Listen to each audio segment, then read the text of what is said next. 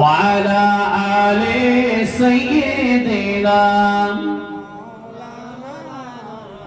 আসেন ভাইজান, যে কথা বলছিলাম 12 রবিউল আউয়াল শরীফ, সেই নবী পাকের পায়দাইশে দিনকে কেন্দ্র করে আজকে এই দোয়ার মাহফিল আপনারা বড় কষ্ট করে করেছেন।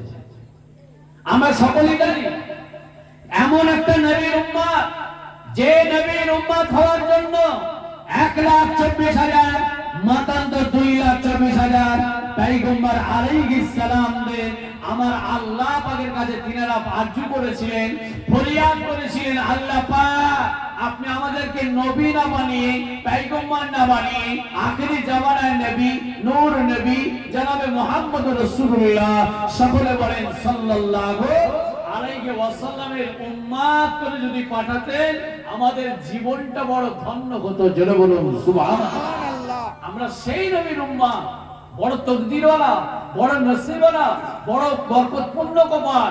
কেন?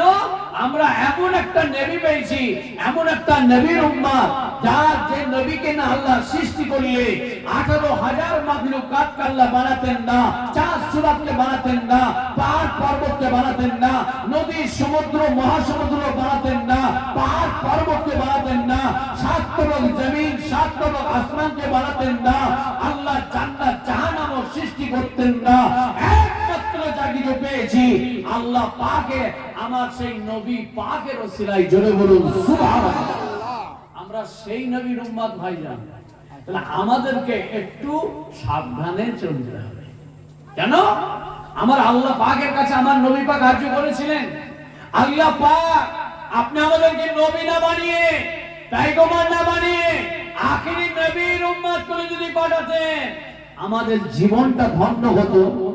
এবং আমার আল্লাহ পাকের দরবারে আরজি করেছিলেন আমার নবী পাক, আল্লাহ পাক অন্যান্য নবী আলাইহিস সালামদের হায়াত বেশি ছিল, তাদের উম্মতদের ইবাদত বান্দেগি বেশি, কিন্তু আমার হায়াত কম, কিন্তু আমার উম্মতদের বয়স কম হবে। কেউ 30 বছর বয়সে চলে যাবে, কেউ 40 বছর বয়সে চলে যাবে, কেউ 50 বছর বয়সে চলে যাবে, কেউ 60 বছর বয়সে চলে যাবে। কিন্তু আপনার আগে যে পূর্বে নবীদের তাদের হায়াত বেশি, তাদের উম্মতদের হায়াত বেশি, তাদের ইবাদত বান্দেগি বেশি। আল্লাহ পাক আমার উম্মতদের হায়াত কম, বয়স কম, ইবাদত কম। আমার আল্লাহ পাক তখন বলেছিলেন, আমার হাবিব আপনি কোনো চিন্তা করবেন না, আপনার উম্মতরা বয়স কম হতে পারে, তাদের আমি বয়স কম দিতে পারি, কিন্তু আপনার ওই উম্মতদের বয়স কম, ইবাদত কম হোক, ওই কম ইবাদতের মর্যাদাটা অন্যান্য নবী আলাইহিস সালামদের থেকেও বেশি আমি মর্যাদা দেবো। জোরে বলুন, আর একটু জোরে হবে না? আমরা সেই নবীর উম্মত, তাহলে আপনার আমার তকদিরটা ভাইজান কত বড়, নসিবটা কত বড়। আমরা পেয়েছি বড় নবী, আমরা পেয়েছি বড় পীর, আমরা পেয়েছি জামানার মুজাদ্দিদুজ জামান।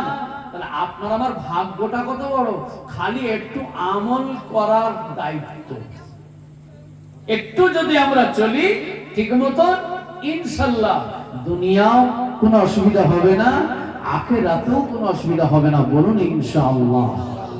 আসেন, সেই 12 রবিউল আউয়াল শরীফের চাঁদ যখন আসমানে ভেসে ওঠে, আমরা সবাই জানি আলেম ওলামা ভাই সাহেবদের মুখে শুনে ওয়াজ মুখস্থ হয়ে গেছে কম বেশি, এখন মোবাইল খুললেই ওয়াজ, যার কারণে এখন ওয়াজ ভক্তি কমে গেছে। রাসূল পাক সাল্লাল্লাহু আলাইহি সাল্লাম কে যখন আল্লাহ দুনিয়ায় ভূমিষ্ঠ করবেন, দিন আল্লাহ পাকের কাছে আরজু করলেন, রাত আল্লাহর কাছে আরজু করলেন, আল্লাহ পাক এমন একটা টাইমে পাঠালেন দুনিয়া জমিনে আমার নবী পাককে, যে সুবে সাদেকের সময় না রাতের কষ্ট হলো, না দিনের মনে কষ্ট হলো। সুবে সাদেকের সময় হযরতে মা আমেনা রাদিয়াল্লাহু তাআলা জিন্ন কুটুরিটা আমার আল্লাহ আলোয় আলোকিত করেছিলেন। জোরে বলুন সুবহানাল্লাহ। সেই নবী পাক সাল্লাল্লাহু আলাইহি ওয়াসাল্লাম বলছেন হাদিস শরীফে, আমার আগে মহাশয় দরুদ সম্পর্কে বললেন, আমার নবী পাক বলছেন কিতাবুল আওরাত কিতাবের ভিতরে পাওয়া যায়, আমার নবী পাক বলছেন চাঁদ যখন আসমানে 12 রবিউল আউয়াল শরীফের মাসটা যখন শুরু হয়, যদি কোনো আমার উম্মত ওই 12টা চাঁদ ওঠার সঙ্গে সঙ্গে শুরু থেকে যে আমার উপরে দরুদ শরীফ কমপক্ষে 10 বার এবং যদি 100 বার, যদি 1000 বার, যদি 12 দিন পড়তে থাকে, আমি রাসূলুল্লাহ বলছি তার সঙ্গে আমি রাসূলুল্লাহ জিয়ারত সাক্ষাৎ করা ওয়াজিব হয়ে যায়। জোরে বলুন সুবহানাল্লাহ। তো আমরা সেই রাসূলে পাককে ভালোবেসে আমরা দরুদ শরীফ পড়ি। অনেকে বলে ও মুলি সাহেবরা ভুলে যায়, ফের মনে করার জন্য দরুদ শরীফ পড়ে।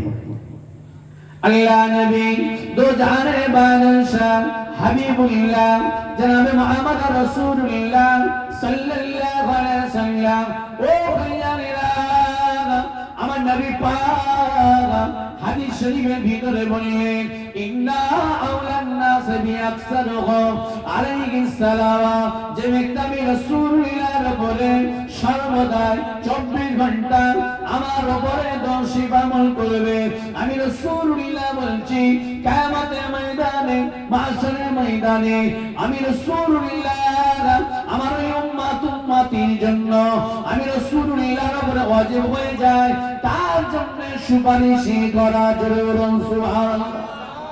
আকসারুহুম মানে 24 ঘন্টা সর্বদা।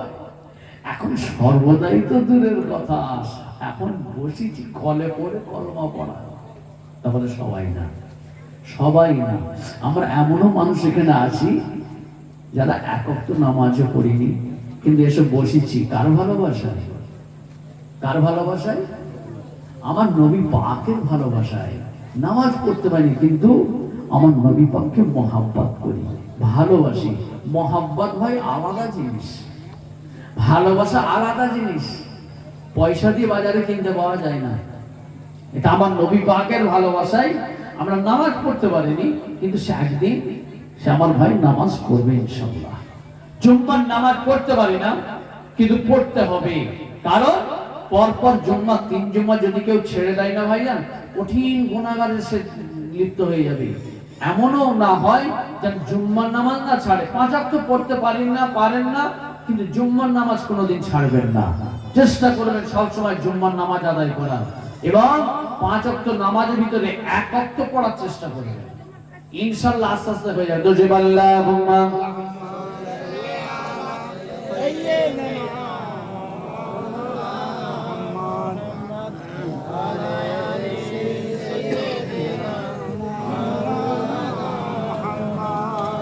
আসেন রাসূলে পাকের হাদিস শরীফ তেলাওয়াত করেছি। এই 12 রবিউল আউয়াল শরীফ আমার নবী পাক সাল্লাল্লাহু আলাইহি ওয়াসাল্লাম মদিনার মসজিদে নববী শরীফে বসে আমার নবী পাক ওয়াজ করতেন। আচ্ছা, সর্বপ্রথম গোড়ার কথা আগে বলি। এই ঈদ মিলাদুন নবী সর্বপ্রথম কে করেছিলেন একটু বলবেন? ওয়াজ অনেক শুনছেন, ওয়াজ শুনতে শুনতে মাশাআল্লাহ 70 বছর, 80 বছর, 50 বছর, 60 বছর, 30 বছর বয়স হয়ে গেছে। এই ঈদে মিলাদুন নবী সর্বপ্রথম কে করেছিলেন? স্বয়ং আমার আল্লাহ পাক। জোরে বলুন সুবহানাল্লাহ। আর একটু জোরে হবে না? আরো চিল্লে বলেন। আমার আল্লাহ পাক করেছিলেন। কখন? আমার নবী পাককে পয়দা করার আগে। কোথায় লেখা আছে? শাহ ওলিউল্লাহ মুহাদ্দিস দেহলভী রাহমাতুল্লাহ আলাইহি মাদারিজুন নবুয়াত কিতাবের ভিতরে লিখছেন 11টা খণ্ড পাঠ পাঠ করে 11টা খণ্ড ওই কিতাবের ভিতরে হুজুর লিখছেন আমার আল্লাহ পাক প্রত্যেক নবী রাসূলের রূহ মুবারককে নিয়ে আমার আল্লাহ পাক ঈদে মিলাদুন নবী সামিয়ানা পর্যন্ত এই সামিয়ানা খাটানো কোথায় পেয়েছেন? এই আমার আল্লাহ পাক সামিয়ানা খাটিয়ে সমস্ত নবীদের রূহকে নিয়ে বসে আমার আল্লাহ পাক ঈদে মিলাদুন নবী উদযাপিত করেছেন, এবং আল্লাহ স্বয়ং নিজে বললেন সমস্ত নবীদের রূহকে যে আমার বন্ধু, আমার দোস্ত হাবিবুল্লাহ জনাবে মুহাম্মদুর রাসূলুল্লাহ সাল্লাল্লাহু আলাইহি ওয়াসাল্লাম উপরে সবাই দরুদ শরীফ পড়ো। জোরে বলো, আরো জোরে বলা গেল না? এই সেই নবীর উপরে দরুদ এখন আস্তে আস্তে সব এলাকা থেকে উঠে যাচ্ছে। তাহলে সে নবীর দুশমন না বন্ধু? সে আল্লাহর বন্ধু না দুশমন? আমার আল্লাহ নিজে পড়েছেন, পড়তে বলেছেন, তো এই শিক্ষা তো আমার আল্লাহ কোরআন পাক ভিতরে এবং তাফসীরের ভিতরে শিক্ষা দিয়েছেন, জানিয়ে দিয়েছেন। আমানত আমার আল্লাহ নবী মদিনার মসজিদে নববী শরীফ বসে তাই বললেন, কিতাবুল্লাহ ওয়া সুন্নাতে রাসূলিহি। আমার সাহাবায়ে কেরাম বলেরা, আমি রাসূলুল্লাহ তোমাদের কাছে দুটো আমানত দিলাম, এই আমানত দুটো মজবুত করে ধরবে, এর উপরে কায়েম থাকবে, আমার আল্লাহ তোমাদেরকে জান্নাতি করে দেবে। জোরে বলুন সুবহানাল্লাহ। তাই আমার রাসূল পাক মদিনার মসজিদে নববীতে ওয়াজ করছেন। এই ওয়াজের মজলিস নবী পাক শিখিয়ে গেছেন। নবিয়ানা মাহফিল কেন বলা হয়? মদিনার মসজিদে নববী শরীফে আমার নবী পাক ওয়াজ করতেন।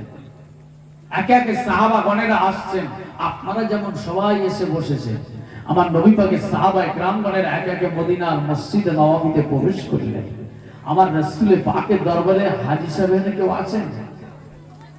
হাজী সাহেব এই গ্রামে হাজী সাহেব নেই? আছে তো ভাইজান। মদিনার মসজিদে নববীর বাইরে লেখা আছে সোনার অক্ষরে, ওটা সোনালী কালার রং দিয়ে নয়। হাইসাব জিজ্ঞেস করবেন, হাইসাব দেখেছেন? সোনালী কালার নয়, ওটা সোনালী যে কালারটা রয়েছে ওটা সোনালী কালার নয়, খাঁটি সোনা দিয়ে লেখা আছে। জোরে বলুন সুবহানাল্লাহ। ইয়া আইয়ুহাল্লাযীনা আমানু লা তারফাউ আসওয়াতাকুম ফাওকা সাওতিন নবী। আমার আল্লাহ জানিয়ে দিলেন, হে জগতের মানুষেরা, হে ঈমানদার বিশ্বাসী গণেরা, আমার নবী পাকের দরবারে যখন তোমরা আসবে, আমার নবী পাকের দরবারে যখন হাজির হবে, আমার হাবিবের দরবারে যখন প্রবেশ করবে, আদবের সঙ্গে প্রবেশ করো, আদবের সঙ্গে সেখানে যাও, আদবের সঙ্গে বসো, এমনকি সেখানে জোরে জোরে কথা পর্যন্ত তোমরা বলো না। জোরে বলো সুবহানাল্লাহ। এই সেই জায়গা, ঘরে শুয়ে থাকার এটা জায়গা নয়, হই হুল্লা করার এটা জায়গা নয়, এই মাহফিলকে নিয়ে ফুর্তি আমোদ করার নয়। তাহলে তুমি জেনে রেখে দিও ওই আল্লাহর কোরআনের আয়াতের কথা, ইয়া আইয়ুহাল্লাযীনা আমানু লা তারফাউ আসওয়াতাকুম ফাওকা সাওতিন নবী। তুমি যদি ফুর্তি মারতে এসো, ইয়ারকি করতে এসো, ঠাট্টা করতে আসো, ঘুরতে আসো, বেড়াতে আসো, এ মুসলমানের ছেলেরা তৈরি থাকো। তাহলে তোমরা ওই আয়াতকে তোমরা ইনকার করলে, ঠাট্টা করলে, মর্যাদা দিলে না, ইজ্জত দিলে না, এই মাহফিলের সম্মান করলে না। ভাই, মায়ের পেট দেখেছি, কবরের পেটও তোমাকে আমাকে দেখতে হবে জব দিবার জন্য। তাহলে তৈরি থাকো। কথা বললে ভাই বন্ধুরি গিরে যাবে, দাওয়াত কমে যাবে। আল্লাহ নবী সাহাবা হযরত সাবিত ইবনে কায়েস রাদিয়াল্লাহু তাআলা আনহু, ও মুসলমানের ছেলেরা, আল্লাহ রাসূলকে কেমন মহব্বত করেছিলেন, আল্লাহ রাসূলকে কেমন ভালোবেসেছিলেন। আল্লাহ রাসূলের সাহাবা হযরত সাবিত ইবনে কায়েস রাদিয়াল্লাহু তাআলা আনহু, আমার রাসূলুল্লাহ সাহাবা দুই কানে ছিলেন কালা, দুটো কানই ছিল কালা। আচ্ছা, আপনারা আমার এলাকায় কালা মানুষের আছেন, জোরে কথা বলেন, আসতে বলেন, সবাই বলেন, জোরে বলে। কেন বলেন তো? মনে করেন আমি কালা, যার সঙ্গে কথা বলছি সেও কালা, ওটা ওই ভাইয়ের অভ্যাস। আমার নবী পাকের সাহাবা সাবিত ইবনে কায়েস মদিনার মসজিদে নববীতে একটা পাঠ ঢোকালেন, আমার নবী পাককে সালাম দিলেন, আসসালামু আলাইকা ইয়া রাসূলুল্লাহ হাবিবাল্লাহ।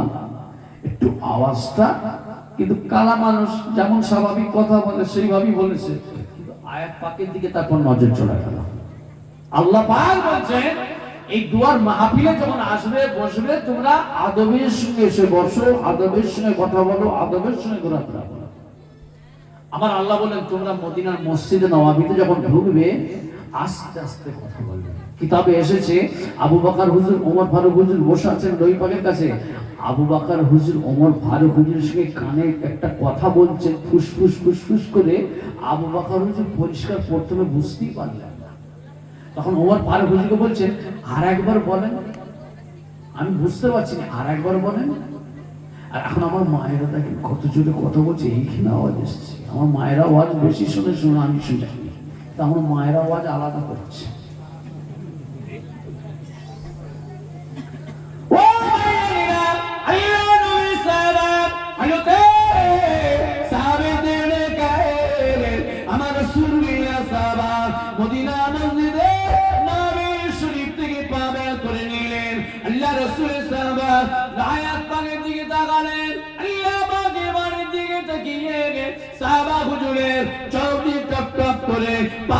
কাঁদতে লাগলো, না না আমি আর মদিনা মসজিদে নববী শরীফে বসবো না, আমি আর মদিনা মসজিদে নববী শরীফে প্রবেশ করবো না, আমি আর মদিনা মসজিদে নববী শরীফে থাকবো না।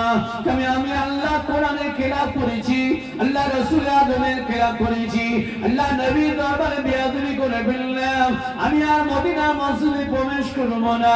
সাহাবা হুজুর আমার কাঁদতে কাঁদতে বাড়িতে গিয়ে চলে গেলেন। সাহাবা হুজুর বাড়িতে গিয়ে দরজার কাছে গিয়ে সালাম দিয়ে দিলেন, আসসালামু আলাইকুম। ভিতর থেকে জবাব এলো, ওয়া আলাইকুম আসসালাম। সাহাবা হুজুরের ভিতর থেকে আম্মা জান দরজা খুলে দিলেন। সাহাবা হুজুর কাঁদতে কাঁদতে শাওরিউল্লাহ মুহাদ্দিস ইলমি রাহমাতুল্লাহ আলাইহি মাদারিজুন নবুওয়াত কিতাবের ৩য় খণ্ডের ভিতরে লিখছেন, সাহাবা হুজুর কপাল চাপড়ে চাপড়ে কপালে হাত মেরে মেরে আম্মা জানকে বলেছিলেন, আমার কপাল ফেটে গিয়েছে, আমি জাহান্নামী হয়ে গিয়েছি, কারণ মদিনা মসজিদে নববী শরীফে লেখা হয়ে গিয়েছে, ইয়া আইয়ুহাল্লাযীনা আমানু লা তারফাউ আসওয়াতাকুম ফাওকা সাওতিন নবী। হে জগতের মানুষেরা, আল্লাহ রাসূলের দরবারে আসবে, আদবের সঙ্গে এসো, আদবের সঙ্গে বসো, জোরে জোরে তোমরা আমার রাসূলুল্লাহ গলার আওয়াজের থেকে না, তোমাদের গলার সুর, তোমাদের গলার আওয়াজ, তোমাদের গলার ভয়েস, তোমাদের গলার শব্দ না, আমার রাসূলুল্লাহ থেকে নাও জোহর। ও মুসলমানের ছেলেরা, আজকে আমাদের নামাজ লাগে না, রোজা লাগে না, হজ লাগে না, দান খয়রাত লাগে না, অন্যায় লিপ্ত হয়েছি, আল্লাহ রাসূলের উপরে চলে গিয়েছি, নামাজ ছেড়ে দিয়ে বলি, আল্লাহ রাসূল নামাজ পড়েছেন, সাহাবারা নামাজ পড়েছেন, আল্লাহর ওলিরা নামাজ পড়েছেন, এখন আমরা ওলিদের উপরে চলে গিয়েছি, সাহাবাদের উপরে চলে গিয়েছি, নাউজুবিল্লাহ, নামাজ লাগে না, বেপরোয়া ঘুরে বেড়াই। তৈরি থেকো এই যুবকেরা, খোদাকে পেতে গেলে আল্লাহর ওয়াহদানিয়াতকে মানতে হবে, আল্লাহ রাসূলকে ভালোবাসতে গেলে হক হালালের উপরে চলতে হবে, আল্লাহ রাসূলকে পেতে গেলে নামাজ পড়তে হবে। তুমি নামাজ পড়বে না, শরীয়তের হুকুম মানবে না, তুমি বলবে মুসলমান কেন মার খাচ্ছে, আরে মুসলমান মার খাওয়ার কারণ আছে, আল্লাহ রাসূলের বিরুদ্ধে কাজ করি, শরীয়তের বিরুদ্ধে কাজ করি, কোরআনের বিরুদ্ধে কাজ করি, কোরআন পড়ি না, কোরআনের আইন মানি না, শরীয়ত মানি না, শরীয়তের হুকুম মানি না, পালন করি না, যার কারণে মুসলমান মার খাচ্ছে, আরো মার খাবে। খাওয়ার কারণ আছে। তুমি বলবে মুসলমান কেন মার খাচ্ছে, মুসলমান তো বেশিরভাগ, আমি অন্য কথা ছেড়েছি, আমার দাদা হুজুরের সিলসিলা মুরিদ দাবি করার বেশিরভাগই নামাজ পড়ে, দাদা হুজুরের দোয়া পাবে, কুচু পুরা পাবে। কিয়ামতের ময়দানে, মাহশরের ময়দানে আমার নবী পাক মদিনা মসজিদে নববী শরীফে বলে দিলেন, ও আমার সাহাবাগণেরা, আমি রাসূলুল্লাহ বলছি, যদি আমি রাসূলুল্লাহকে ভালোবাসো, আমি রাসূলুল্লাহকে মহব্বত করো, ও ভাইজানেরা মনে রাখ করবেন না, আমি আপনাদের সঙ্গে আমার ঝগড়া নাই, আপনাদের সঙ্গে আমার দ্বন্দ্ব নাই, টাকা পয়সা নিয়ে দ্বন্দ্ব নয়, সম্পত্তি নিয়ে দ্বন্দ্ব নয়, ব্যবসা নিয়ে দ্বন্দ্ব নয়, আমি বাঁচবো আপনাকে বাঁচার জন্য বলছি, আমি একা কেন বাঁচবো, আপনাদেরকে নিয়ে একসাথে বাঁচবো, এই কারণে আমি বলছি, মনে রাগ করবেন না, মনে দুঃখ নেবেন না। পীর যদি মানেন, দাদা হুজুরকে কেমন মহব্বত করেন, আপনি নিজে যাচাই করুন, নিজে বাছাই করুন, আমি ধরিয়ে দিয়ে যাচ্ছি, নিজের মনকে প্রশ্ন করুন, নিজের বিবেককে প্রশ্ন করুন। দাদা হুজুরকে না ওসিয়ত নামায় লিখলেন, বাবা যেখানেই থাকো না কেন 5 ওয়াক্ত নামাজটা আদায় করতে হবে। আপনার পীর বলেছে,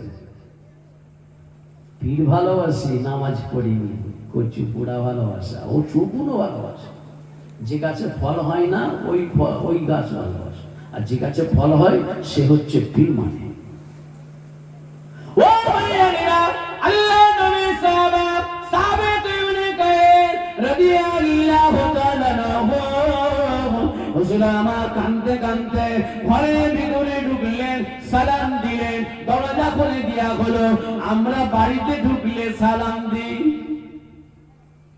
বাড়িতে ঢুকলে সালাম দিই, ও 24 ঘন্টা ফ্যামিলিকে দেখছি, ঘুরছি, এসছি, যেচ্ছি, আবার বাড়িতে কি বাপ মা সব সময় দেখছি, সালাম কি দেবো?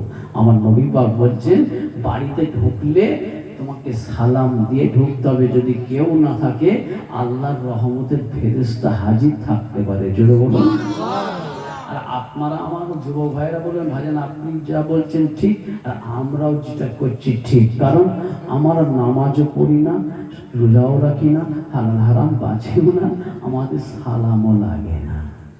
কেন? বাড়িটা তো, যে বাড়িতে নামাজ নেই, কোরআন নেই, দিন নেই, সেই বাড়িতে রহমতের ফেরেশতা আসে না।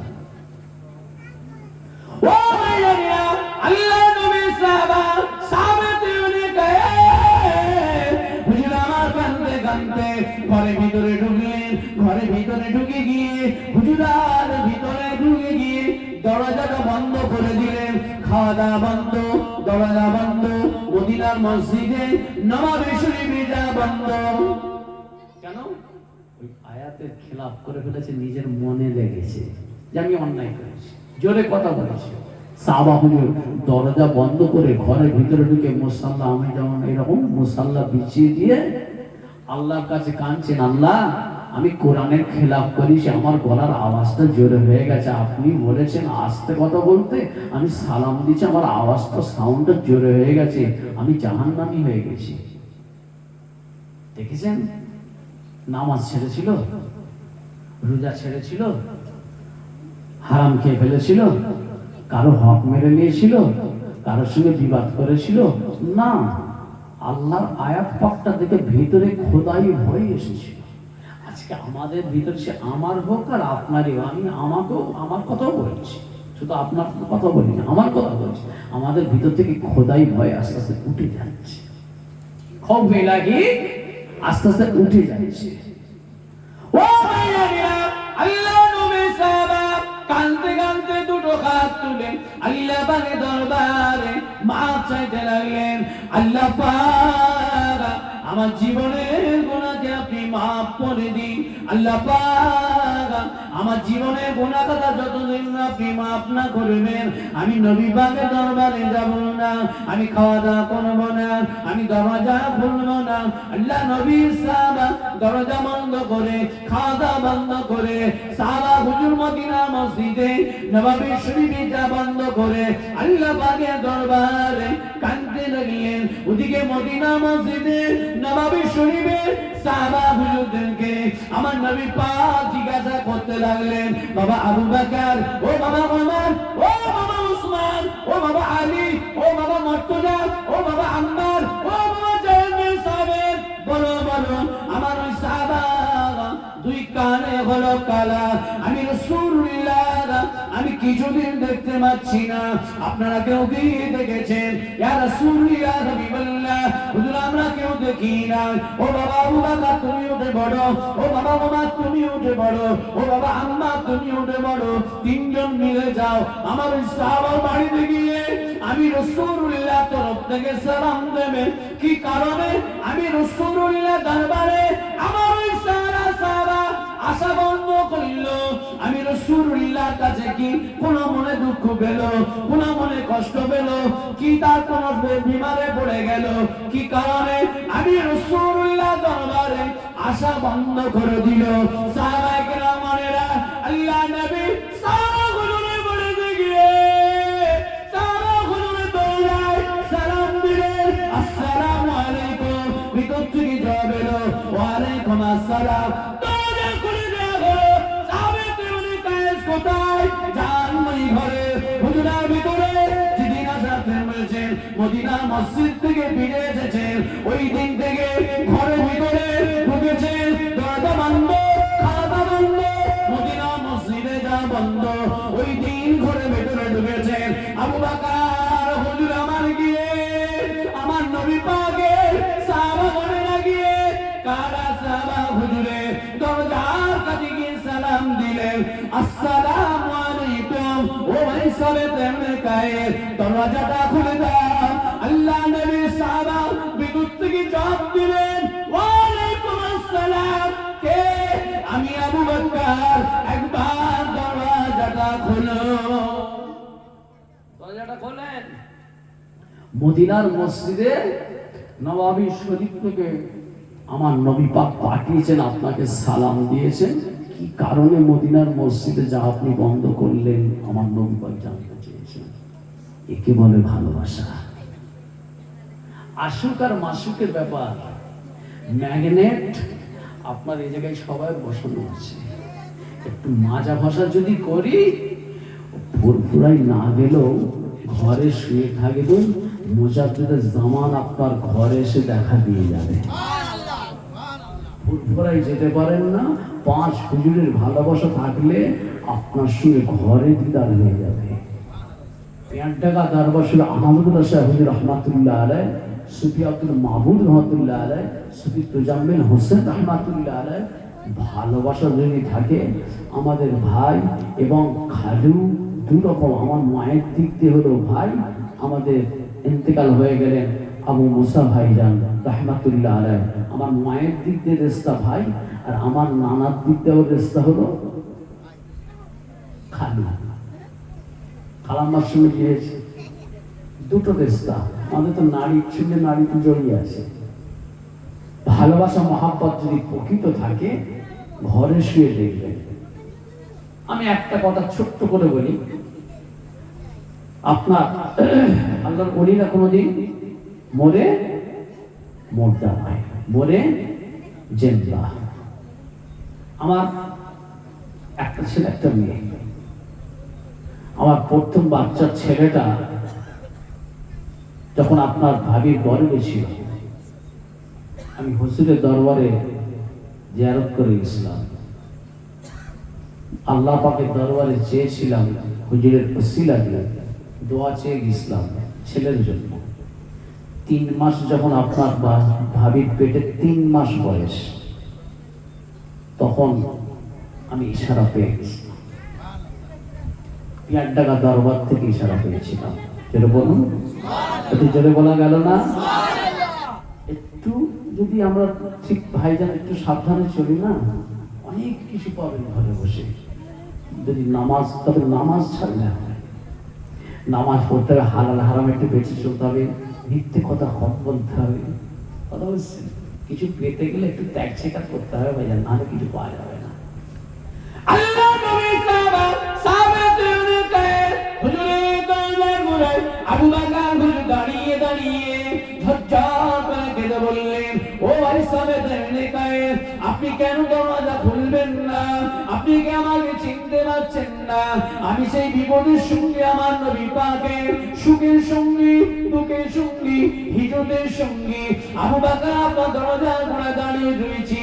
ও ভাই সাহাবাদের কাছে, আমি একা নয়, আমার সঙ্গী ভাই ওমর ফারুক হুজুর দাঁড়িয়ে রয়েছে, আমাদের সঙ্গী হযরতে আম্মার ভাই দাঁড়িয়ে রয়েছে।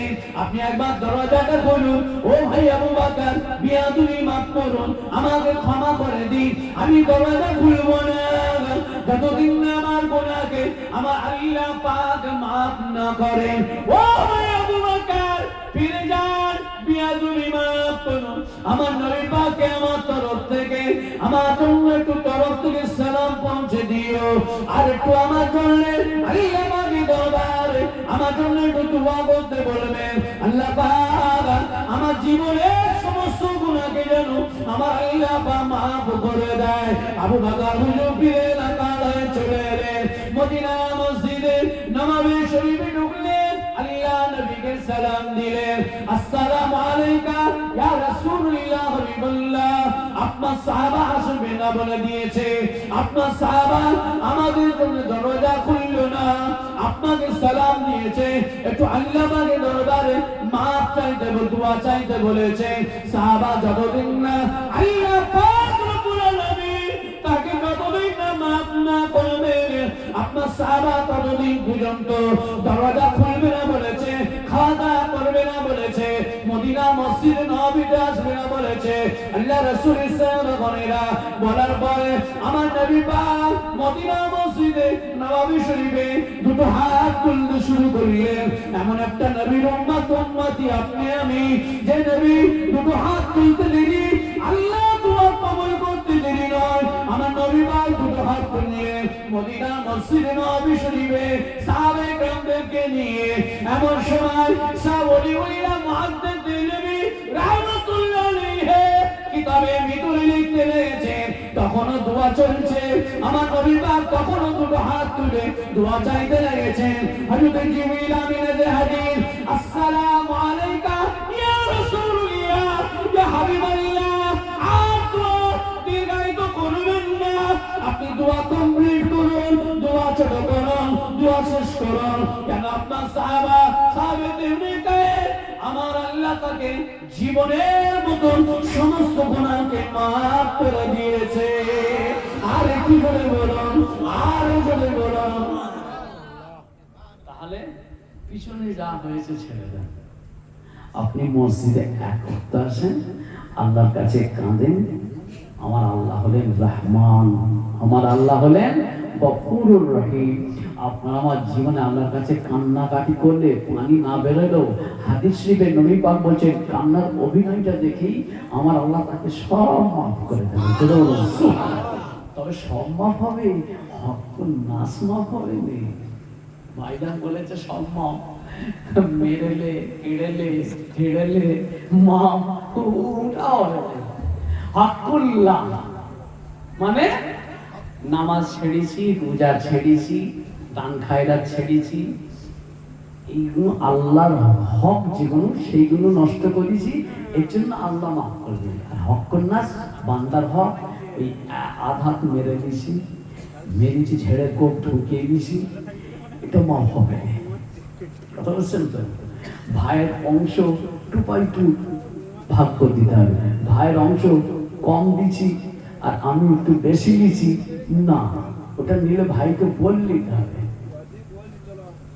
ও ভাইয়েরা, আল্লাহ নবী সাহাবা সাহাবীদেরকে কয়ে রাদিয়াল্লাহু তাআলা হুজুরকে আমার আল্লাহ পাক মাফ করে দিলেন। শুধু মাফ নয়, আমার আল্লাহ পাক এত খুশি হয়ে গিয়েছেন, সাহাবীদের কাছে প্রতি আল্লাহ পাক জানিয়ে দিলেন। হযরত জিবরাইল আলাইহিস সালামকে দিয়ে আমার নবী পাককে বললেন, সাহাবীদের কাছে খবরটা দিয়ে দিও, আমার আল্লাহ পাক দুটো জান্নাত তার নসিব করে দিয়েছে। আল্লাহ এত খুশি হয়ে গেছে যে আমার বান্দা নিজের গুনাহকে গুনাহ বুঝে আমার কাছে মাফ চাইছে, আমি আল্লাহ তাকে মাফ করে দিয়ে জান্নাতি বলে ঘোষণা করেছি। আমার নবী পাককে এটাও জিবরিল আমিনকে আমার আল্লাহ বলেছেন, আমার হাবিবকে বলে দিও যেন খবরটা এখনই পাঠায়, নাহলে ও খাবেও না, দরজাও খুলবে না, এখনই যেন খবরটা। আবার নবী পাক বলেন যান আবু বকর, ওমর, আম্মার আপনার আবার যান, গিয়ে আমার এই সাহাবাকে সুসংবাদটা পৌঁছে দিয়ে আসেন তাড়াতাড়ি। সাহাবা হুজুরের বাড়িতে আবার গিয়ে সালাম দিলেন। বাড়িতে ঢুকলে সালাম দিলে, ফ্যামিলি থাকলে সালাম দিলে, বাপ মা থাকলে সালাম দিলে, বাড়িতে ভাই আমরা বাড়ি থেকে বেটা ছেলে ঢুকছি সালাম দেবেন, এতে সংসার শান্তি থাকে, ভালোবাসা বাড়তে থাকে, মহাব্বত বাড়তে থাকে। ও টাকার বান্ডিল স্ত্রী ভাবিকে দিলে, স্ত্রীকে দিলে খুশি করা যায় না। যদি সালাম কালাম শরীয়তের হুকুম অনুযায়ী যদি চলতে পারি না, এর থেকে বড় নিয়ম তো আর কিছু হয় না, সংসার সুখে হয়। বিদেশ থেকে এলেন, সালাম দিলেন, দেখবেন জানটা অটোমেটিক। দুশ্মন যার সঙ্গে আপনার খুব দুশ্মন, তাকে যতবার দেখাবে খালি ঘন ঘন সালাম মারেন, সালাম মারতে মারতে দেখবেন সে আপনার তখন কাছের লোক একদিন হয়ে যাবে, আপনার এই অন্তরের মানুষ হয়ে যাবে। যে আমার দুশ্মন, তাকে সালাম দাও, ঘন ঘন সালাম মারো। তবে দুশ্মন ওই ব্যক্তি, দুনিয়ায় কোনো আপোষ নয়, যে আল্লাহ রাসূলের দুশ্মন, সে আপনার আমারও দুশ্মন। আল্লাহ দুশ্মন যে আপনার আল হুব্বু ফিল্লাহ বুগদু ফিল্লাহ, আল্লাহ রাসূলের দুশ্মন যে আপনার আমারও দুশ্মন। সে শত্রুতা করবো আল্লাহ রাসূলের জন্য, বন্ধুত্ব করবো আল্লাহ রাসূলকে খুশি করার জন্য। আল্লাহুম্মা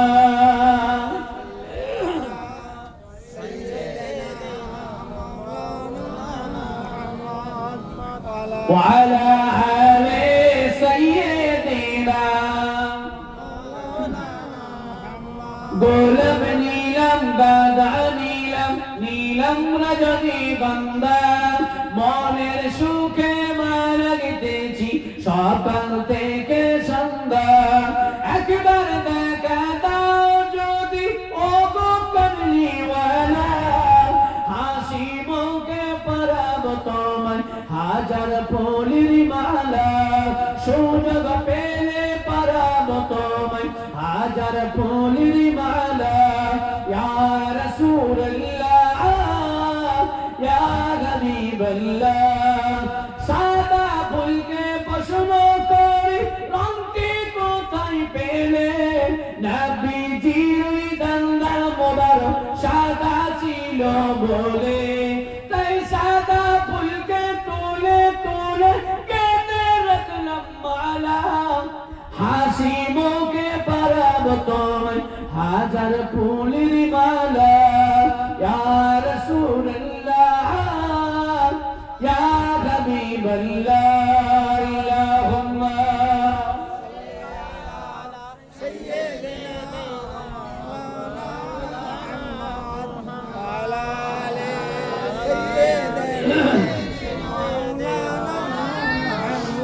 ভাইজান আসেন, যে কথা বলছিলাম এটা একটা নবী পাকের ভালোবাসার সাহাবার কথা বললাম।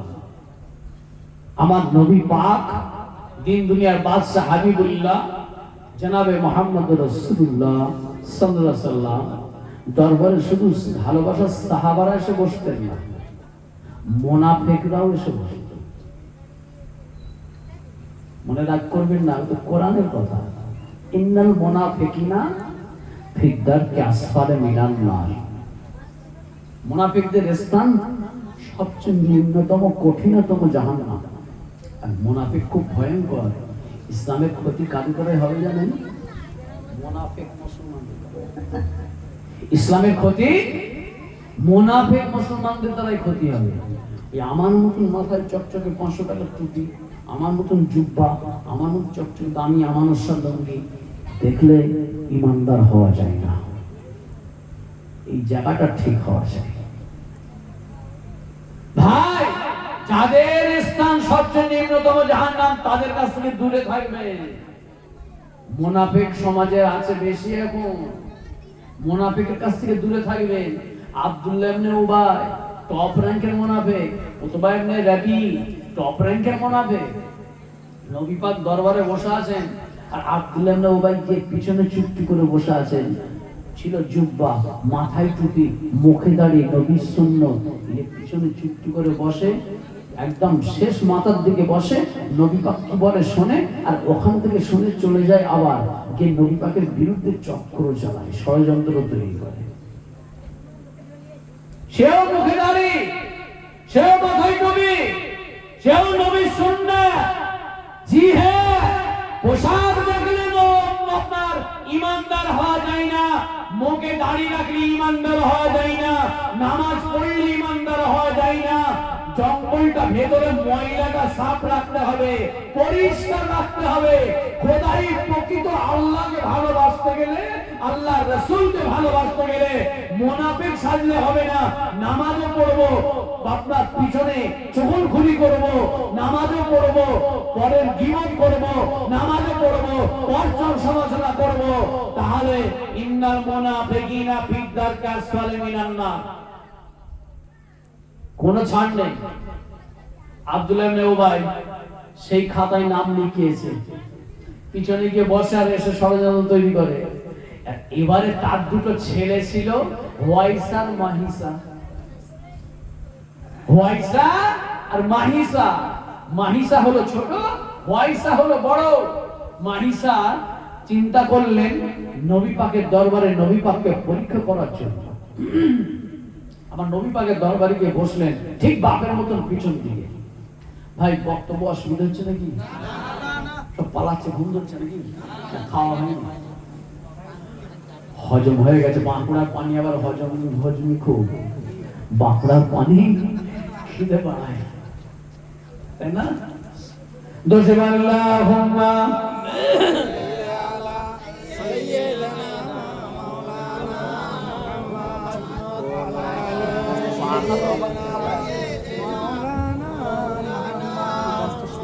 আছে যে কথা ভাইজান বলছিলাম, আব্দুল্লাহ ইবনে উবাইয়ের দুটো আওলাদ ওয়াইসা আর মাহিসা, মাহিসা হলো ছোট, ওয়াইসা হলো বড়। আস্তে আস্তে আস্তে আস্তে মাহিসা আমার নবী পাকের দরবারে গিয়ে পিছন থেকে বসে শুনলেন, কিছুদিন যাওয়া আসা করলেন। যাওয়া আসা করার পরে এবারে তিনি চিন্তা করলেন যে এতদিন আমি যাওয়া আসা করলাম, তিনাকে তো কোনোদিন আমি আমার বাপের বিরুদ্ধে তো কোনো কথা বলতে দেখলাম না, কিন্তু আমার বাপ দেখছি তিনার দরবারে যাওয়া আসা করছে না, আমার বাপ তিনার বিরুদ্ধে ষড়যন্ত্র তৈরি করছে। তাহলে আমাকে ভেরিফাই করতে হবে, ভেরিফাই করতে হবে, যাচাই করতে হবে। নবী পাকের দরবারে গেলেন, কিছুদিন যাওয়া আসা করে দেখলেন না, এ তো আমার বাপ যা বলে সব ভুল, বাপ যা বলে মিথ্যা, বাপ যা বলে অন্যায়। আমার নবী পাক দিন দুনিয়ার বাদশা হাবিবুল্লাহ, তিনি যা বলে সত্য, তিনি যা বলে ন্যায়, তিনি যা বলে হক, তিনি কোনোদিন মিথ্যা বলে না। আমার নবী পাক হলেন সত্যবাদী, সত্য নবী, সত্য রাসূল, সত্য পয়গম্বর। আমার রাসূল যা বলে হক বলে, আমার বাপ যা বলে বাপ চক্রান্ত। আমার বাপ হলো মুনাফিক।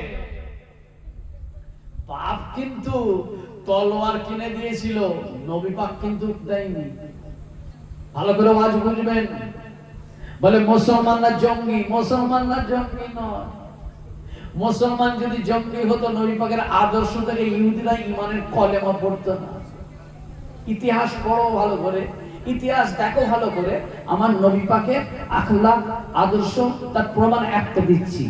আমিরুল মুমিনিন সাইয়েদনা ওমর ফারুক রাদিয়াল্লাহু তাআলা আনহু আমার নবী পাককে কতল করার জন্য তরোয়াল দিয়ে এগিয়ে যাচ্ছেন। সেই ইতিহাস আপনাদের জানা আছে, এটা পরে প্রসঙ্গে বুঝাবার জন্য। নবী পাকের কাছে গেলেন, ঢাল তুলে যাচ্ছেন, একবারে নবী পাকের গর্দান উড়িয়ে দিলেন। সামনে কেউ কথা বলার ক্ষমতা ছিল না। আর নবী পাকের দরবারে যখন গিয়ে হাজির হলেন, আমার নবী পাকে যখন একবার এক ঝলক একবার দেখলেন, হাত থেকে তলোয়ারটা কিতাবে লেখা হচ্ছে ঠস করে পড়ে গেল। কেন? আমার নবী পাক মুচকে হাসে। আমার নবী পাক হাসতেন তাবাসসুম হাসি, সুন্নাত হাসি, যেটা মুচকে হাসা। আমার নবী পাক মুচকে হেসে বললেন ওমর। তখন তলোয়ারটা আমার নবী পাক তুলে নিলেন, দিয়ে বললেন ওমর তোমাকে এবার কে বাঁচাবে? তখন আমার নবী পাককে জড়িয়ে ধরে ঈমানের কলেমা পড়ে মুসলমান হয়ে। এই ওমর, তুমি তো আমাকে কতল করতে আসলে না, কে তোমার হাতে তলোয়ার ফেলে দিল? ইয়া রাসূলুল্লাহ, হাবিবাল্লাহ, আমি বীর পালোয়ান, আমার সামনে কারো দাঁড়াবার ক্ষমতা নেই। আমি কিন্তু যখন এই তলোয়ারটা দিয়ে আমি অঙ্গীকারবদ্ধ হয়ে এসেছি আপনাকে একবারে গর্দান উড়িয়ে দেব, কিন্তু আপনার দিকে যখন আমার প্রথম রশ্মিটা এক পলক যখন আপনার দিকে ফেলেছি, আপনার নুরানি চেহারাটা দেখার পরে আমি আর ঠিক থাকতে পারিনি। আমার তখন আর কোনো খেয়াল নেই, হাত থেকে তলোয়ার অটোমেটিক পড়ে গেছে। তখন আমার নবী পাকের হাতে হাত দিয়ে ঈমানের কলেমা পড়ে মুসলমান হয়ে গেলেন। নবী পাক মনে করলে তো নবী পাক ওমর ফারুককে দেখে নবী পাক তো তলোয়ার তুলতে পারতেন, হাতে পারতেন না? না, ওটা আদর্শ নয়, ইসলামে শরীয়তের আদর্শ নয়, দ্বীনের আদর্শ নয়, ইটের বদল পাটকেল না, ওটা আদর্শ নয়। তাহলে ওহদের তায়েফের ময়দানে আমার নবী পাককে এত মার মেরেছিলেন, আমার নবী পাকের শরীরে খুন মুবারকে জুতো পর্যন্ত আমার নবী পাকের খুনে রক্তে লাল জমিন লাল হয়ে গেছিল। জিবরিল আমিন এসে বলেছিলেন, ইয়া রাসূলুল্লাহ, হাবিবাল্লাহ, আপনি খালি একবার অর্ডার দেন, আমার আল্লাহ পাঠিয়েছেন খবর দিয়ে, আমার আল্লাহ খালি জানতে চাইছেন এক মুহূর্তে ওই পাহাড়গুলোকে নিয়ে ওদেরকে পিঁপড়ে মারা করে দেব। আমার আল্লাহর নবী কি বললেন, না, ও কাজ জিবরিল আমিন তুমি করতে যেও না। আমার আল্লাহকে বলো এরা না হয় এদের ছেলেরাও একদিন হেদায়েত আল্লাহ এদের নসিব করবে। জোরে বলুন। সেই মুসলমান হলো সেই জাত, বদলা মারের বদলা মুসলমানকে শিক্ষা। আমার নবী পাকের আদর্শ নয় ওটা। আল্লাহ নবী দো জাহানের বাদশা হাবিবুল্লাহ জনাব মুহাম্মদুর রাসূলুল্লাহ সাল্লাল্লাহু আলাইহি ওয়াসাল্লাম, ও ভাইয়ারা, ও হযরত হুয়াইসার মাইসা আমার নবী পাকের দরবার থেকে মাইসা যা করেছেন নিজের ঘরের ভিতরে ঢুকলেন, চিন্তা করলেন দল হারি করতে হবে। মাইসা হুয়াইসাকে ডাকলেন, ও বড় ভাই হুয়াইসা, আমার ঘরের ভিতরে আসুন, আপনার সঙ্গে আমার কথা আছে। কি কথা? তখন বললেন এই ব্যাপার, এই ঘটনা। কি ঘটনা? আমার বাপ কিন্তু যা বলে সব মিথ্যা, আমার বাপ যা বলে অন্যায় বলে। কারণ আমি গেছি কিছুদিন, তোমাকে জানাইনি, বলিনি, লুকিয়ে, বাপও জানে না। আমি গোপনে গিয়েছি, গিয়ে তিনার কাছে বসেছি, তিনার আদর্শ দেখেছি, কথা শুনেছি। আমি কিছুদিন যাওয়া আসা করেছি, করে দেখলাম তিনার কিন্তু আমার বাপের বিরুদ্ধে তিনি একটাও কথা এতদিন বলেনি। কিন্তু আমার বাপ তিনার কাছে যায়, তিনার এই আদর্শ দেখে এসে কিন্তু সে আদর্শে আদর্শিত হয় না, তার বিরুদ্ধে ষড়যন্ত্র করে। শোনো, বলে তাহলে তুমি একবার আমাকে নিয়ে চলো। মাহি সাহেব আর বড় ভাই হুয়াইসা গেলে আমার নবী পাকের দরবারে, আর পিছনে বসেননি, কেন? ইমানের কলেমা পড়ে চলে এসেছেন। তো আগে নিয়ে গিয়ে একদম নবী পাকের সামনে। ভাই ভাবছেন একবার যদি আমার নবী পাকের দরবারে হাজির করতে পারি, ও লোহাকে ম্যাগনেট অটোমেটিক টেনে যাবে। সুবহানাল্লাহ বলুন। দেখেন না, বাচ্চা ছেলেরা আগে ছোটবেলায় আমরাও করতাম, বাচ্চা ছেলেরা সব ছোটবেলায় কি করে, একটা চুম্বক যদি পায় টুকরো, দড়ি বেঁধে পুকুরে দড়ি বেঁধে টানে। কেন বলেন তো? লোহার কিছু থাকে সব ধরবে আর তুলে মাঝে মাঝে দেখে। আল্লাহ নবী সাহাবা হযরত সাবিত ইবনে কায়েস ঠিক সেই রকম ছিলেন, সাহাবাগণেরা সেই রকম ছিলেন। ও প্রিয়রা, হুয়াইসা মাইসা বড় ভাই হুয়াইসাকে নিয়ে হাজির করেন, আল্লাহ রাসূলের সম্মুখে হাজির করেন। আল্লাহ নবীকে সালাম দিলেন, আসসালামু আলাইকা ইয়া রাসূলুল্লাহ হাবিবাল্লাহ। আল্লাহ নবীকে বললেন, ও হুয়াইসা কি খবর বলো? হুজুর আমার একটা বড় ভাই হুয়াইসা আপনার কাছে এসেছে, আপনার দুটো কথা শোনার জন্য।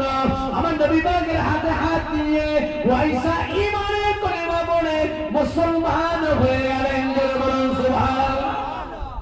আর পরে এবারে বাড়িতে এসছেন, দু ভাই মিটিং হচ্ছে, দল ভারী হয়ে গেল, মিটিং হচ্ছে, বাপের সামনে যেতে হবে, বাপের প্রতিবাদ করতে হবে। বাপ কোনোদিন বাপকেও ছাড়ে না, কথা আছে। হাত্তা আকুনা হাব্বা ইলাইহি মিন ওয়ালাদিহি ওয়া ওয়ালাদিহি ওয়ান নাস আজমাইন।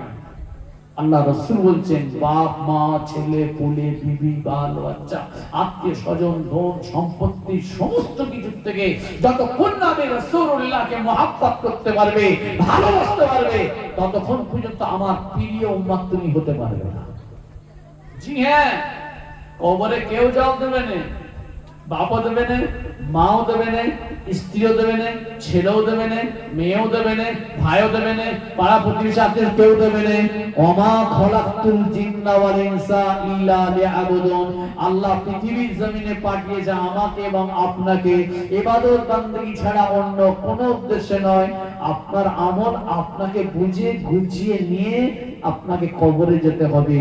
আপনার আমাকে আমালে বারসাকে রওনা দেবেন, কেউ আগে আর কেউ পরে, কিন্তু কেউ সেখানে বাঁচাতে যাবে না। আপনার আমল আপনার কাছে। ওমা খলাকতুল জিন্না ওয়াল ইনসা ইল্লা লিয়াবুদুন। যারা আল্লাহর মাহবুব পেয়ারা বান্দা, নবী পাককে সাহাবায়ে کرام, সাহাবীগণ, তাবিঈন, তাবিঈন, মুজতাহিদিন, মুফাক্কিরিন, মুআরিখিন, মুসান্নিফিন, ওলি, গাউস, কুতুব, আবদাল, আরবিল্লাহ, নায়েবে নবী, নায়েবে রাসূল, ওয়ারাসাতুল আম্বিয়া, আল্লাহর মাহবুব পেয়ারা বান্দারা তিনাদের আখিরাতের কাজ নিজেরা গুটিয়ে নিয়ে গিয়ে কবরে আরাম করছেন। তাই আমার আল্লাহ তাদেরকে জিন্দা রেখে দিয়েছে। যেটা বলেন সুবহানাল্লাহ। নবীন, সিদ্দিকীন, শুহাদা, সালিহিন ও হাসুনা উলাইকা রাফিকা। এরা চারজনকে আমার আল্লাহ বললেন আমার ভালোবাসার বন্ধু। যেটা বলুন, আমরা সেই দলের মানুষ, সেই দলের দলভুক্ত, সেই সিলসিলার মানুষ। মুজাদ্দিদে জামান, কুতুবুল আলাম, আমিরুশ শরিয়া দাদা হুজুর পীর কেবলা রাহমাতুল্লাহ আলাইহি সিলসিলার মুরিদ আপনি আমি। আপনার তকদীর কত বড়, নসিব কত বড়। একটু আপনার শত শত বছর, শত শত মাস ইবাদত বান্দগি করলে আপনার অনেক নিয়ামত পায়, অনেকে পায় না। কিন্তু আপনি যে পীরের মুরিদ, আপনি 41 দিন ওই তরিকা মশ করলে আপনি 41 দিন ভিতরে, কেউ 41 বছর ধরে পায় না। কিন্তু মুজাদ্দিদুজ জামানে যারা মুরিদ হবে, মুজাদ্দিদুজ জামানে যারা সিলসিলা মানুষ হবে, এই তরিকা আমল করলে 41 দিনের ভিতরে মদিনাতুল মুনাওয়ারা জমিন থেকে তিন দুনিয়ার বাদশা হাবিবুল্লাহ জনাবে মুহাম্মদুর রাসূলুল্লাহ সাল্লাল্লাহু আলাইহি ওয়াসাল্লাম আপনার বাড়িতে এসে হাজির হয়ে যাবে।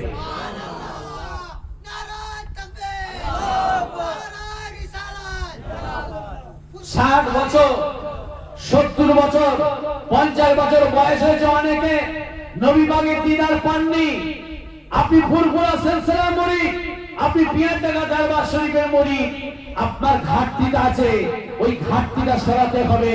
তাহলে আপনি 50 বছর, 60 বছর, 70 বছর, 80 বছর, 90 বছর, 100 বছর ফুরফুরা শরীফের সম্পর্ক, পিয়ারডাঙ্গা দরবার শরীফের সম্পর্ক, তাহলে কেমন সম্পর্ক? আল্লাহর নবীকে আপনি আপনার বাড়িতে আজও পূরণ করতে পারলেন না, এটাই আমার দুঃখ, এটাই আপনার কাছে আমার বলার উদ্দেশ্য। তাহলে আপনি কেমন মুরিদ যে আপনার বয়স হয়ে যাচ্ছে, একবার চলে গেছে অটোমেটিক, বোঝাবার জন্য বলছি, মনে বেলা করবে না। তাহলে এখন আল্লাহর নবীর সঙ্গে আপনার দিদার হলো নি, তাহলে আপনি কি করছেন? হালো আপনি যেন মানুষের কিনে আনছেন, হতে কিছু নেই, হতে কিছু নেই। খুশি মনে তাবারক জানছেন, ঠিক আছে, কিন্তু আপনার আখিরাতের কি করলেন? এত কষ্ট করে এত রাস্তা ভেদ করে গেলেন, কোথা সেই 3টের সময় বেরিয়েছি, বাঁকাদায় এসে মাগরিবের নামাজ পড়লাম, এতে গাড়িতে নামাজ পড়লাম, আসলে আপনার ওই হরিণখোলা পার হয়ে এসে, আর মাগরিবের নামাজ পড়লাম বাঁকাদায় মসজিদে, রাস্তার সামনে মসজিদে। ভাই, সেই এখান থেকে এত কষ্ট করে গাড়ি করে গেলেন, আমার বলার উদ্দেশ্য আপনি কি পেলেন ওখান থেকে এসে? আপনি ঘুরে আসলেন দাদার দরবার থেকে, আমার বলার অধিকার হচ্ছে কি পেলেন, একটু বুঝে দেন দাদা, আমি ওইটাই বুঝতে চাই। মনে রাখ করবেন না, আখিরাতে বাঁচার জন্য বলছি, আখিরাতে বাঁচার জন্য আল্লাহ নবী পাগল যারা ছিলেন, আশিকে রাসূল যারা ছিলেন, ফানাফিল্লাহ যারা ছিল, ফানাফিল শাইখ যারা ছিল, ও ভাইয়ারা দেখুন, আমি পরে যাচ্ছি ওই জায়গায়, আসুন ফিরে আসি। যে কথা বলতে বলতে ছেড়ে দিয়েছি, মাইসা দুজন মিলে যুক্তি করিলেন, বাপের কাছে যাবেন, বাপের কাছে গিয়ে কিভাবে যাবেন? বাপ কিনে দিয়েছেন, দুটো তলোয়ার দুজনকে দিয়েছিলেন আল্লাহ রাসূলের বিরুদ্ধে, আল্লাহ রাসূলের উপরে খাস প্রতিবাদ করার জন্য, আমার নবী পাককে মারার জন্য ষড়যন্ত্র করা সর্বদাই করতেন। ও ভাইয়েরা, আল্লাহ নবীর দরবার থেকে ফিরে ইমানে কলিমা পড়ে সাহাবা আপনার সাবেত ইবনে কায়েস হুজুরের মতো, এবং ওই আপনার দুই সাহাবা ওয়াইসা মাইসা ইমানে কলিমা পড়ে তারা খাঁটি মুসলমান হয়ে গেছে। তারা ফিরে আসলেন বাপের দিয়ে তলোয়ার নিয়ে, দুই ভাই দুই হাতে নিয়ে চললেন, তলোয়ার উঁচু করে নিয়ে আমার নবী পাকের দরবারে নয়, বাপের কাছে গিয়ে হাজির হলেন। এবার বাপ অবাক হয়ে যায়, কি ব্যাপার? তোমরা তো আমার আউলাদ, তোমরা তো আমার সন্তান, কেন তোমরা এরকম কোন প্রতিজ্ঞা তোমাদের ভিতরে এইরকম অবস্থা কেন দেখছি? বলে, আপনি হলেন পিতা, আমরা হলাম সন্তান। আগে বলুন, আমরা দুটো কথা বলবো, আপনাকে মানতে হবে। আল্লাহ নবী যা বলে সত্য, আল্লাহ নবী যা বলে হক, এটা আপনাকে মানতে হবে। আপনাকে 2 নাম্বার মানতে হবে, আল্লাহ নবী হলো বারাকাত সত্য, আর আপনি হলেন বাতিল। আল্লাহ নবী হক, আপনি হলেন না হক। আল্লাহ নবী সত্যবাদী, আপনি মিথ্যাবাদী। এই দুটো কথা সব আগে দিন, আগে প্রকাশ করুন। বলে, কেন এরকম কথা বলো? বলে, যদি না স্বীকার করেন, এই যে ঢাল আপনি কিনে দিয়েছিলেন, আজকে আল্লাহ নবী গর্দান যাবে না, আজকে বাপের হাতে বাপ কবল হবে ছেলেদের তলোয়ারে। শরীয়ত খুব কঠিন, পাপ একদম ছাড়ে না। বললাম, এই দেখেন পাপ করেছে বাপ, ছেলেরা জব দিতে যাচ্ছে। বাপ আমার নবী পাকের গর্দান নেবার জন্য বলে কিনে দিয়েছে ঢাল, নবী পাক দেয়নি। নবী পাকের আদর্শ নয়। ইসলাম প্রচার হয়েছে আমার নবী পাকের আদর্শ থেকে, আখলাক থেকে, কথা থেকে, ব্যবহার থেকে, চরিত্র থেকে।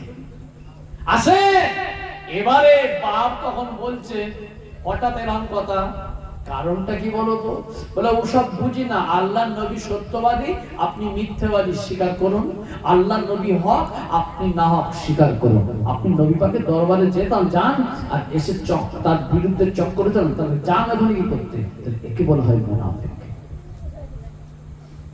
সাহাবা আপনার ওয়াইস আর মাইসা তখন কথা বাপ স্বীকার করে নিল, আমি বাবা মেনে নিচ্ছি, স্বীকার করে নিল, চলে আসলো।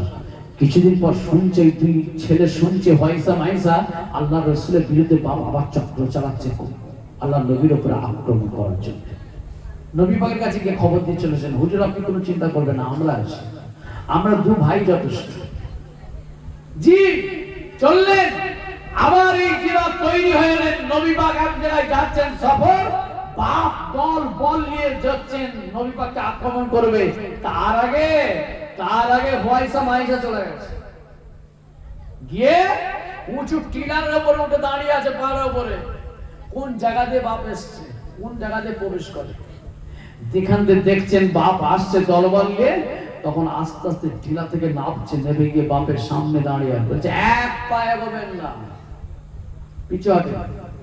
পিছু হাঁটেন, এক পা এগোতে পারবে না, যদি এগোন শুইয়ে দেবো। বাপকে বলছে, শরীয়তের বিধান কত কঠিন লেগেছে, নিজের ইচ্ছা মতন চলার কোন জায়গা নেই, নিজের ইচ্ছা মতন সেনাজুরি করবো, আমি আবু নাইম সিদ্দিকী নেই, চলে গেল। আল্লাহ নবী দোজার বাদশাহ হাবিবুল্লাহ জনাব মুহাম্মদ রাসূলুল্লাহ সাল্লাল্লাহু আলাইহি সাল্লাম ও জানেন, যারা প্রকৃত মহব্বত করেছিলেন, যারা প্রকৃত ভালোবেসেছিলেন, তিনাদের আদর্শ মানার, তিনাদের হুকুম মানার, আল্লাহর ওলি মাহমুদ পেয়ারা বান্দাগণেরা, আপনারা আমার মুজাদ্দিদুল জামান এটা দাদা হুজুর পীর কেবলা রাহমাতুল্লাহ আলাইহি ওই রকম ভালোবেসেছিলেন। আশিকে রাসূল ফানাফিল্লাহ ফানাফিশা সুলতানুল আরিফিন সুলতানুল ওয়াহিদ হয়েছিলেন, যার হাতে বায়াত মুরিদ সবাই জানেন। কলিকাতায় মানিকতলা মন্ত্রী লেনে শুয়ে আছে সুফি, কি নাম বলেন আপনার পীর? হ্যাঁ, সুফি ফতেহ আলী ওয়াইসি রাহমাতুল্লাহ আলাইহি। উনি যখন ইন্তেকাল হয়েছিলেন, ওনার খলিফা তো অনেক ছিল ওনারও, তার কোলে মাথা থেকে ইন্তেকাল হয়েছিল জানেন?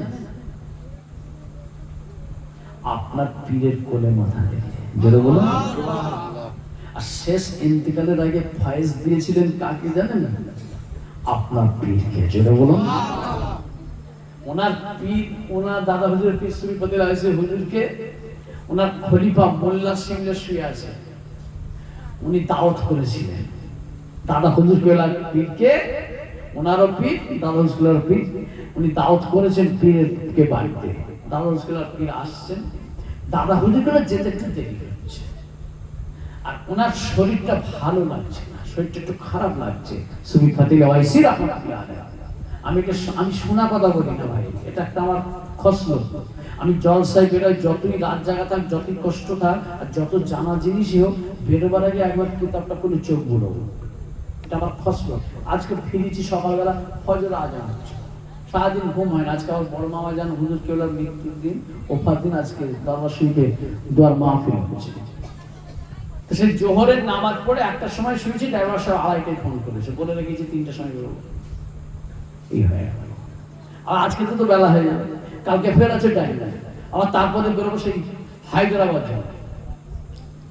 আপনার সকাল 7টায় ফ্লাইট আছে, রাত 2টায় বেরোতে হবে। ভাই আসেন, যে কথা বলছিলাম, কুতুবুল আলাম আমিরুস শরিয়াত দাদা হুজুর পেলা একটু যেতে দেরি হচ্ছে। হুজুরের জ্বর ভাব, সুফি ফতেহ ওয়াইসি হুজুরের। এবার দাদা হুজুর পেলা সামনে সব নাস্তা পানি দেওয়া হয়েছে, খলিফা হুজুর দিয়েছেন, যে খলিফা হুজুর মোল্লার সঙ্গে দাওয়াত করেছেন। দাদা হুজুর পেলা পীরকে তখন খলিফা হুজুর বলছেন, হুজুর খাওয়া শুনুন, বলে দাঁড়াও, তোমার ভাই আবু বকর এসেছে, ওর জন্য আমি ওয়েট করছি, আসলে একসঙ্গে খাবো। দাদা হুজুরের জন্য বসে আছেন, হাত দিচ্ছে না, হাতও ধুচ্ছে না, খাওয়াও শুরু করছেন না। দাদা হুজুর কেবলাকে আপনার পীর কেমন ভালোবাসতেন, মহব্বত করতেন।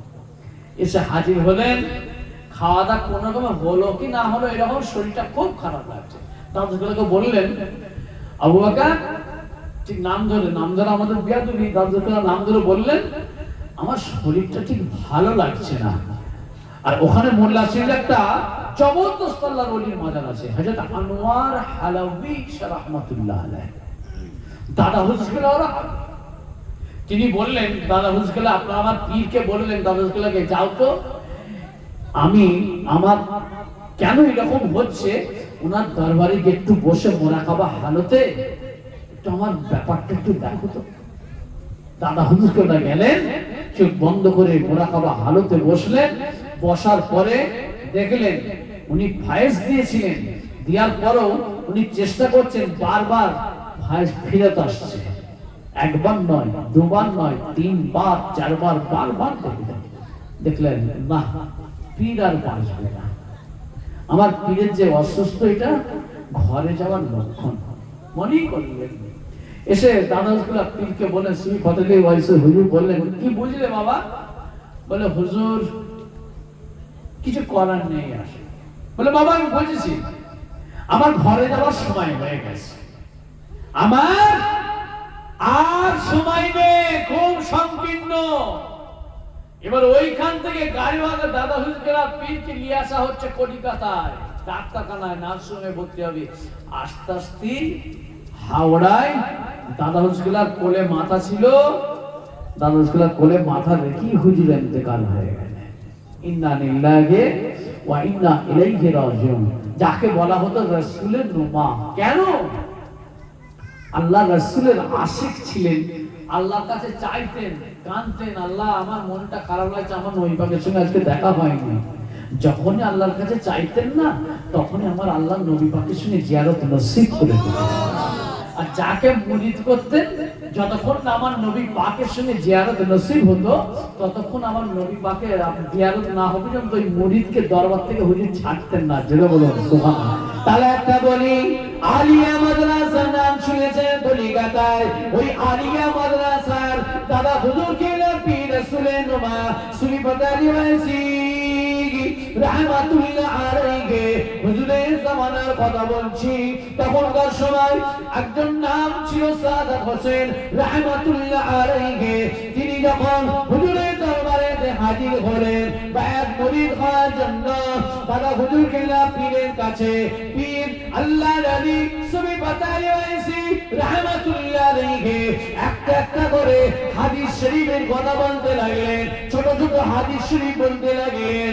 সাদাত হোসেন সাহেব বললেন, হুজুর আপনি যে কটা হাদিস শরীফ বললেন, সমস্ত হাদিস শরীফ হলো হুজুর আপনার জয়ীফ হাদিস, সব জয়ীফ হাদিস, সহি হাদিস নয়। দাদা উসকেলা পীর বলছেন, বাবা মহাশয়, আমি যে কটা বললাম আপনাকে সব সহি হাদিস। ওইখানে ফুটবল আপনার পীর বসে আছেন, তখন ফুটবল শিল্পী গোলাম সালমানি আব্বাসী রাহমাতুল্লাহ আলাইহি, যাকে শামসুল উলামা বলা হয়। 400 জানে যেতে গেলে একটা ব্যাগ ঘুরছে, বড় একটা লম্বা মাজার আছে, দেখবেন ওই উনি হলেন গোলাম সালমানি আব্বাসী। দাদা হুজুরের সঙ্গে একই সঙ্গে পীর হয়েছিলেন, দুজনে একই সঙ্গে মুরিদ হয়েছিলেন, যাকে বলা হয় শামসুল উলামা, আলেমদের সূর্য ছিলেন।